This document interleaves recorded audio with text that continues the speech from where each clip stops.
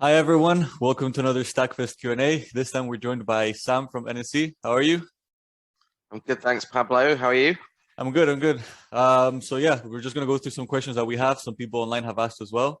And yeah, it's pretty straightforward. So let's get right into it. Cool. So I know what NSE is, but for people that don't know, can you give us your description? Yep, so NSE stands for National Student Esports. We run the official esports competition for UK universities, which is the British University Esports Championship, and that's powered by Intel. We work directly with students, with universities. We put on activities for students to take part in. We look to develop their soft skills through various kind of activations that are linked to gaming and esports within the industry, and essentially just help drive and grow the university esports community. Yeah, I am actually fun fact an NSE champion in League of Legends. How are you? Okay, Yeah. what university do you go to? Kings for my undergrad. Oh, awesome. Okay, We well, did. We weren't congratulations. there's right several divisions, right? So we got Yeah. second division. So we're not the champions, but we're a level below. Hey, I mean, there's winners all around across Yeah, all divisions. So you earn points for your university within the championship. So well done. thank you. But no, honestly, yeah, this is great. So yeah, how did you guys get started? So we started about 3 or 4 years ago. We're actually a joint venture between two businesses. So the kind of main business, Benchmark, which is a group of sports businesses that kind of invest in purpose-driven sports businesses. So that's Benchmark, and they kind of incubate NSE. And then actually we're kind of started with Bucks as well. So I don't know if you're aware of Bucks, but Bucks are the British University College Sport governing body. So they run all traditional sport at university, so that inter-university competition. So we started off as a joint venture between those both businesses, which then gives us, with that partnership with Bucks, the kind of official body for university esports title as well.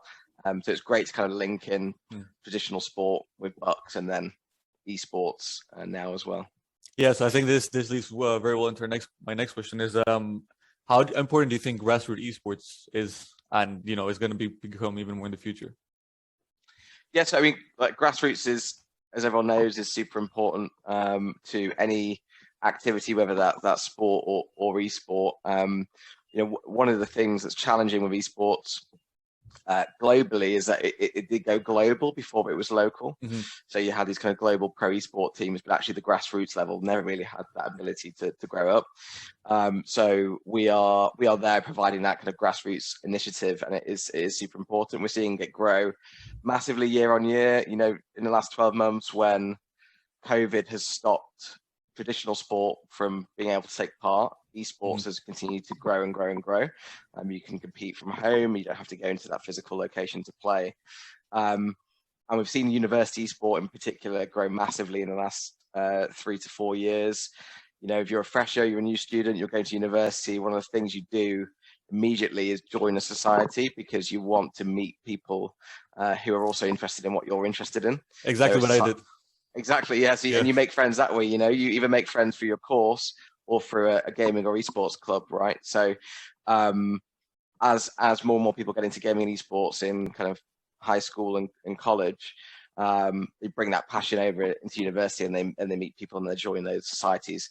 And when the societies grow, the British University Esports Championship and NSE grows as well. So we're just really there to provide that platform and make sure that the experience that the students have at university in esports is great and give value back to the students. So back to the point, grassroots esports is very important, and that pipeline of talent then feeds into the pro level. So it's great to see that it's growing massively.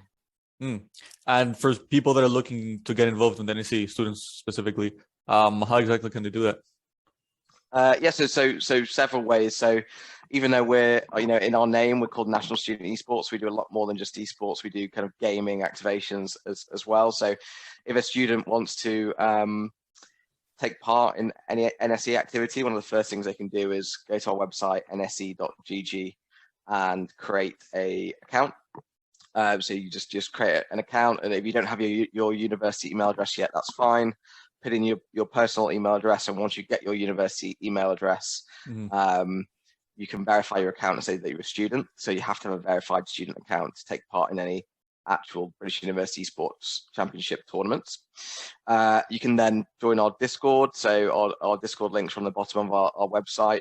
But our Discord community, we have 8,000 university students in there. And you can just select a role within Discord to find out more about League of Legends, CSGO, Dota, or even some kind of more community-focused games like Animal Crossing, RuneScape. And we have a community of students who are there to, find players to join their team or to do some activity together or some co-op games or anything like that. Also, one of the easiest ways to get involved aside from that is to join your esports and gaming society whilst you're at university. I did. Exactly. So we engage with over 100 universities and the societies there. So as soon as you join your gaming and esports society, they will most likely be taking part in an NSE activity anyway, but they'll also be putting on their own social events and their own kind of tournaments, their own charity fundraisers. So that's another way that you can take part. Yeah, honestly, yeah, it's exactly what I did, and that's how I basically ended up playing 3 years for my whole undergrad NSE, and it was always pretty fun. Awesome. And what's in the pipeline for NSE? What do you guys are working on? What's in the future? Yeah, so in the short term, we're kind of focused now on the 21-22 academic year. So putting on the British University Sports Championship, we're planning our winter season now, looking at what games are going to be included as part of that. So planning that out. We're also looking at our first LAN event since COVID. So obviously last year we couldn't put on any of our physical live final tournaments that we do, but we're looking at the planning stages for that. So running our first physical event in December. We're obviously looking for more and more brands to get involved with NSE as well. So one of the reasons that makes us kind of a great and sustainable business and then give value back to the student community is that we work with these major brands like Intel, Barclays, Monster Energy, right? So through working with those guys, they give us activations, and we work on activations with them to then offer students activity and things to do. So we have like Intel Future Gen, we have the Games Innovation Challenge with Barclays, we have Monster Plays with Monster Energy. So we're kind of planning out what they look like and what those activations look like with our partners next year.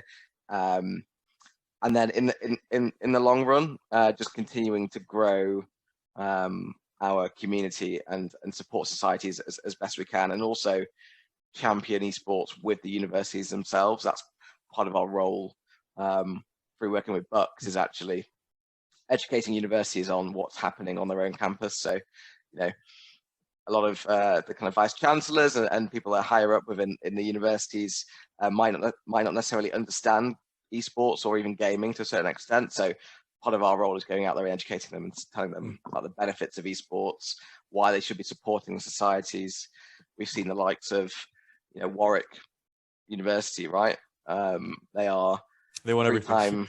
Yeah, they're amazing, but they're 3-time winners of the British University Esports Championship, and they've taken that kind of concept back to their university and said, here's why you should be investing in our team, in our society, as if you would do a normal sports team. And they've invested $250,000 into they have a new facility. thingy, right? Yeah, that's opening like in a month or so. So the more that we support and educate universities in the future, the more hopefully that we can get kind of those support for the societies and the development of on-site facilities there as well. Yeah, we can never beat them in league. We would always lose to them. They're too good. It's good to have that kind of like good team to aspire to be. But they're definitely that team. The likes of Southampton are massively improving year on year, and they were second in the championship last year. So props to Southampton, and hopefully there could be a few more universities challenging Warwick for the top spot next year. Yeah, I hope Staffs does well. Obviously, SUL is one of our partners, so Staffs should as well. We always like that. Yes, the Staffs guys are great, and obviously they have a lot of teams, but they're also looking at how they can kind of create a broadcast talent and other talent within that university as well. And talking about Bucks, when you mentioned before, do you think esports have the potential to be as popular as other collegiate sports, like you see in the US, for example, where basketball, all these other sports are like massive? Yeah, I do. So like it's interesting because when people talk about collegiate sports, they immediately think of the US and Hmm. how big it is over there. Like it's as big as the pro stuff over in the States, but that's primarily because uh, in the US they've obviously got a different relationship with their universities. If you have a university city town like Kansas, for example, Hmm. um, all the locals that live there are super proud to have that university in that location, and they'll go and they'll support that university. In the UK, we have a different relationship with our Hmm. universities. If you're in a university town, some of the locals don't necessarily like the fact that they're living with a bunch of students up near them, and they're going out on nights out, and so it's a different relationship. So I'd say that this in the States, one of the reasons it's so big is because there's a lot of spectators that go and watch it. In the UK, the only people that really watch kind of traditional sport at university or esports university are the students themselves. But there are ways that we can help support and grow that, and that is through things like there's on-site facilities, developing those out, soft skill development initiatives like things like Future Gen, or ways that people can get into the industry and growing it that way. So I think it's got a long way to go. In the States, esports is massive at the collegiate level as well. So they've built arenas in the States for university esports. They're looking at developing courses and degrees and scholarship programs over there as well. But I think the UK's got a long way to go to catch up. Yeah. I did, for example, my master's in esports. So I think at least the UK is catching up a little bit in that sense. So hopefully it keeps growing. And yeah, there's more courses like that help kind of grow the industry. And what is your favorite game? So at the moment, I've been gaming for like 15, 20 years, but now it's Destiny 2. I'm playing like Destiny 2 constantly. I like my MMO genre. Mm-hmm. So I used to play loads of World of Warcraft. I think Destiny 2 combines like my first person shooter passion and my MMO passion. And it can still be fairly casual. You don't have to kind of sign in every day and do all of your like quests. You can just play with some mates. So I'm playing Destiny 2 a lot. I'm playing Apex Legends quite a You bit like the as new well. season? I've not the new season. Yeah, the new one came out yesterday, so I've not had a chance to play it yet. But I want to try the new Sage character out. Is it called Seer? Seer, yeah, he's good. Yeah, he looks OP, so yeah, I need to give him a go. So I'm playing Apex Legends and then Rocket League as well, because like Rocket League for me, I used to like 5-10 years ago when you used to play games with your mates, FIFA would be the one because you just come around, you sit on the couch and play FIFA. But now I think Rocket League has taken over that kind of couch co-op experience where you can play it. So Rocket League as well.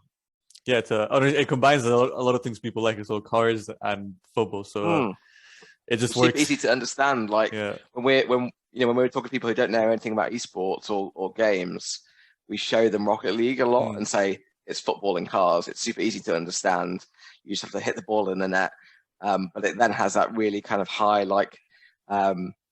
difficulty curve. As soon as you've understood the basics, you can then ramp it up massively and start doing like aerial shots and really kind of hone your skills in it.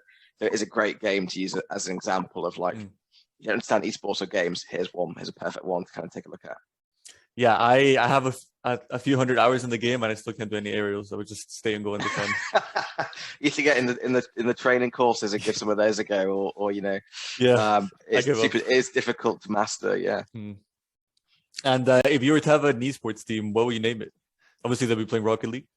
Yeah, I mean, I was thinking about this. This is one of the harder questions. So, like, my gaming name is Hibbo, which is like just a nickname for my surname Hibbert. So I was thinking like if it was a first-person shooter team, then maybe like Hibbo's Hawkeyes or something like that. I don't know why it's always has to be alliteration. And then I'm Mancunian. I'm from Manchester. Live in Manchester at the moment as well. So there used to be an ice hockey team here called Manchester Storm. I think Manchester Storm is actually quite a cool name for an esports team. So I'd steal that and use it for that maybe. Yeah, that's a good name.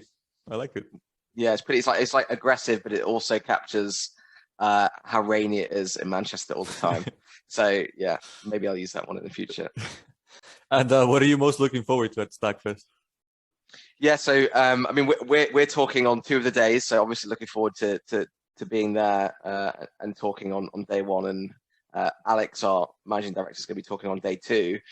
But on day 1 in particular, I'm really looking forward to seeing kind of brands there speaking about esports, other tournament operators speaking about esports in general. And on day 2, really excited to meet some students who are interested in esports and gaming, getting involved in it at university level. So yeah, it should be quite a good 3 days. Yeah, honestly, I'm super stoked and I can't wait. And lastly, where can people find you in social media? Yeah, so if they want to follow NSE, it's at NSE_GG. If people want to follow me on Twitter, they can do. I don't post a lot of great content, but my social handle is at @mankhibbo. But yeah, NSE_GG for all of the National Student Esports stuff on our website as well, which is NSE.GG. Cool. So thank you, Sam, for coming. Everyone, subscribe. Please like the video and remember to buy tickets to Stackfest, 9th to 11th of September. And yeah, it's going to be a good time. And yeah, thank you for coming.